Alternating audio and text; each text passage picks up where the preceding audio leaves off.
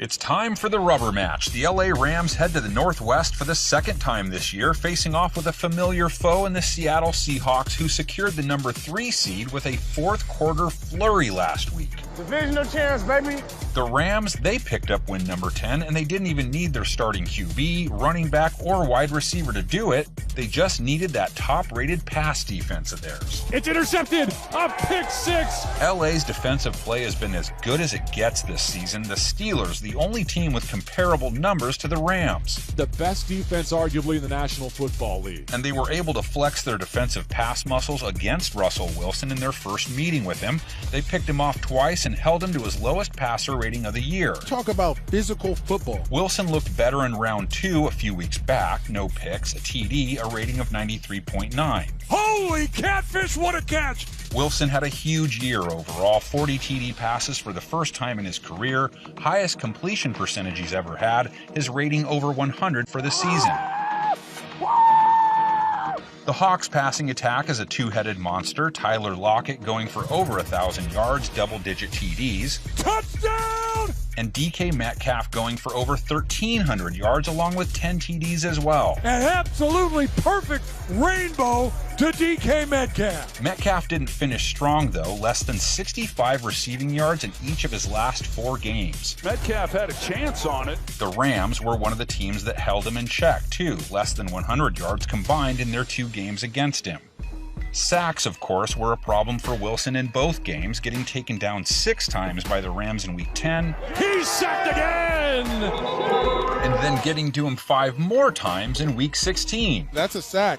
The Rams weren't just taking advantage of a team that gives up a lot of sacks either. LA finished with the second most sacks in the NFL. You know why we don't get no picks, man? They be getting sacked. Aaron Donald, of course, led that charge, 13.5 from the middle of the trenches, maybe enough to land him Defensive Player of the Year honors. Could not get away from Aaron Donald. But your team doesn't end near the top of the heap in sacks off one man's work alone, and that's where Leonard Floyd comes in. And they get to him. Floyd blew the QB up 10.5 times himself, and he specifically had a knack for getting to Wilson, racking up 5 of them against him alone. Leonard Floyd collects it again. Getting up close and personal with the turf was common for Wilson this year, doing so close to 50 times for the season. Wilson is usually able to put up good numbers despite his O-line's play though, to a point. He got sacked 5+ times in 4 games in 2020. He didn't post a rating over 100 in any of them, and Seattle lost 3 of those 4 games. Getting home against QBs, though, is also a Seattle specialty, especially since they acquired Carlos Dunlap. Carlos Dunlap knocks him right back on his wallet. The Seahawks flew up the sacks chart over the second half of the year, finishing in the top 10. You just can't block him. Leading the way for them, Jamal Adams, 9.5 sacks coming from the back end of the Hawks' D. That's championship football, dog! But Adams left last week's game with an injury, and they cannot afford to lose him for this game. That would be a crushing blow to the Seahawks defense. In each game against the Rams, Seattle was able to get to Jared Goff 3 times. Goff gets hit! When the Rams won, those sacks didn't affect Goff much. He threw for over 300 yards, his rating over 95. Very nice performance for QB1. But in round 2, it was a different story. Goff not throwing any TDs, getting picked off once, his rating just 61. Goff also ended up breaking his thumb in that last game and didn't play last week. The expectation is he'll be back, but how will his thumb feel? And it's not like Goff was enjoying a great year even when he was healthy. Goff gift wrapped that to him. 20 TDs, 13 interceptions, his rating an even 90. Intercepted at the 40. The Rams' passing attack mostly ran through 2 guys. Cooper Kupp, the team's leading receiver. Jared Goff puts the ball where only Cooper Kupp can go and get it. Robert Woods, though, also put up over 900 yards as well. What a majestic catch and run from Robert Woods.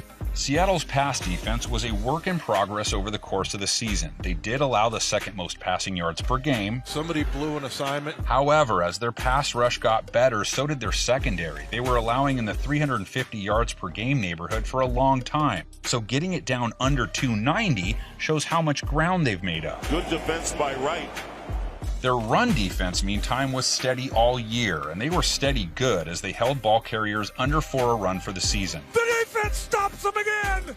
The Rams' rushing attack isn't elite, but it does play a vital role in their game plan. Cam Akers untouched. LA was efficient enough toting the rock, just over 4 yards a carry, but they were top 10 in rush attempts when it was all said and done. Touchdown, LA! And that's because LA's passing attack relies heavily on play action, using it more often than any team in football. Fakes the handoff, rolls out to his right. To the end zone, caught by Tyler Higbee! This is a key battle to watch as the game unfolds because Seattle has held QBs to the second lowest rating on play action passes. The Seahawks pick off the pass and stop the Rams' charge in its tracks. And what about the Hawks' ground game? You can expect 15 or so carries from Chris Carson, and he usually does good things with them. Carson accelerates, picks up 11. But scratching out yards against the Rams on the ground isn't much easier than doing it through the air, as their rush defense is also in elite territory. And a turnover on downs. They will have to account for Russell Wilson's legs, over 500 yards on the season on over 6 yards a pop. He's off to the races here. Both their previous two games were close. Hard to imagine it being any different in round 3. This one's always tight no matter what the records are. They know each other as well as any two teams do.